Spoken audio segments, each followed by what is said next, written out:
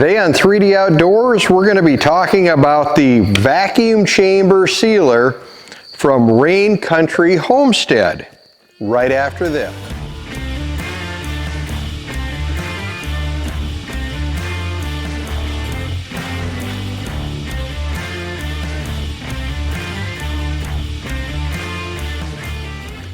All right, you may be wondering, what in the world is that? Well, let me get into a little bit of why, and then I'll explain the what.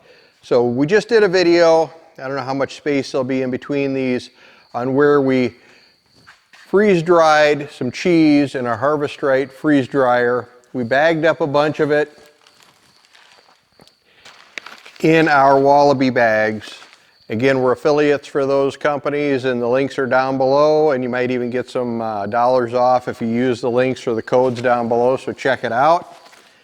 But we ended up with a little bit left over, and I like to snack on these things, and I put some in a bag, just a little Ziploc bag so I can eat it while I'm watching movies or TV or whatever, but I wanted a little bit more put away, but I didn't want to use a whole bag.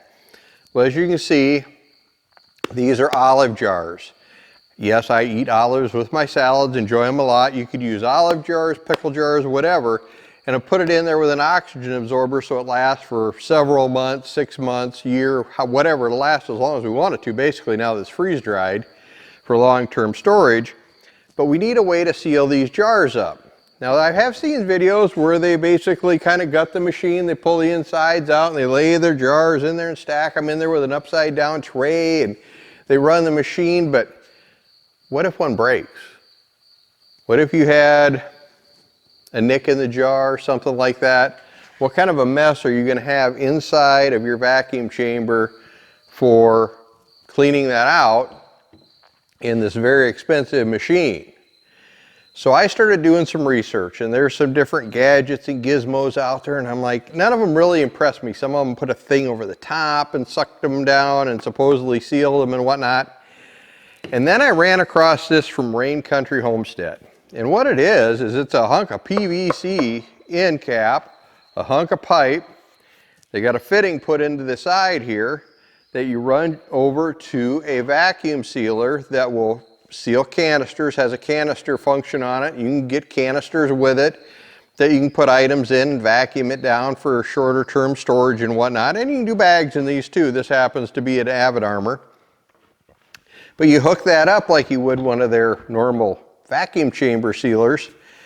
And the cool part of this one is, well, one, I didn't have to build it. I mean, that's a big thing. People are going to go, well, how much was it? And I don't exactly remember. You'll have to reach out to them. You can find them on YouTube and reach out, do some research, and get the information from them. And yes, this bottom part would probably not be too hard to build. But this here is the ticket right here.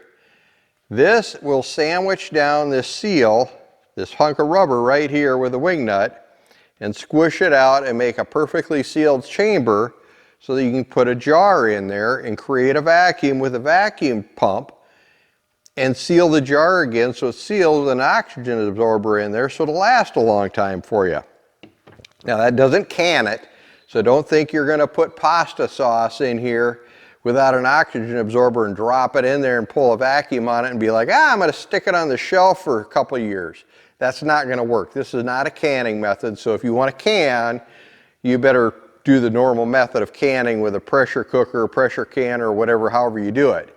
This is going to create a vacuum in the jar with an oxygen absorber to make this food last for a good long time.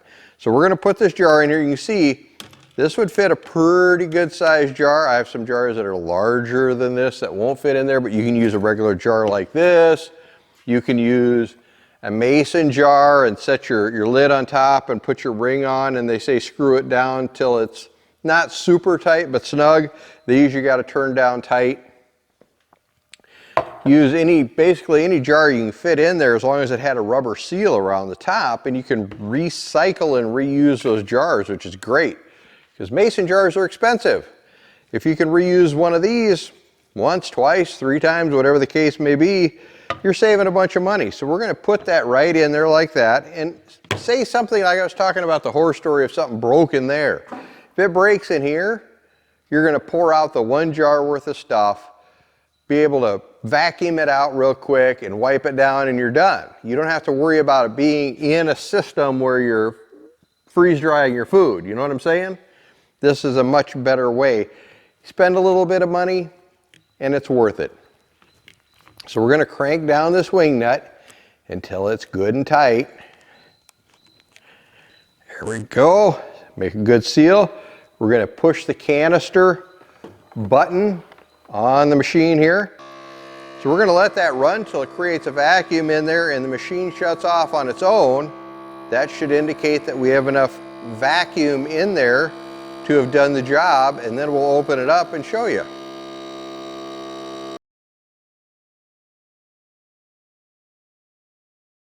And yes, it does take a little bit. It's not instantaneous, but there it is. So what, about a minute or so? Not bad.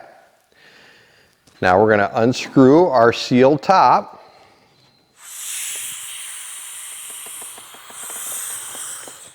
You hear the air rushing back in there? I don't know how good the microphone might have did a noise canceling so you couldn't hear the air going back in, but the air just rushed back in there. We've got the top loose. Pull that off. And now our jar is sealed. So we're good to go. Going to put the sharp cheddar in there.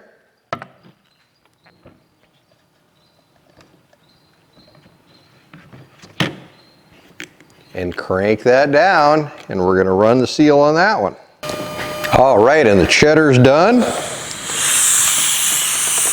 Hear the air rushing back in there as I release the vacuum on there. Pull the lid off.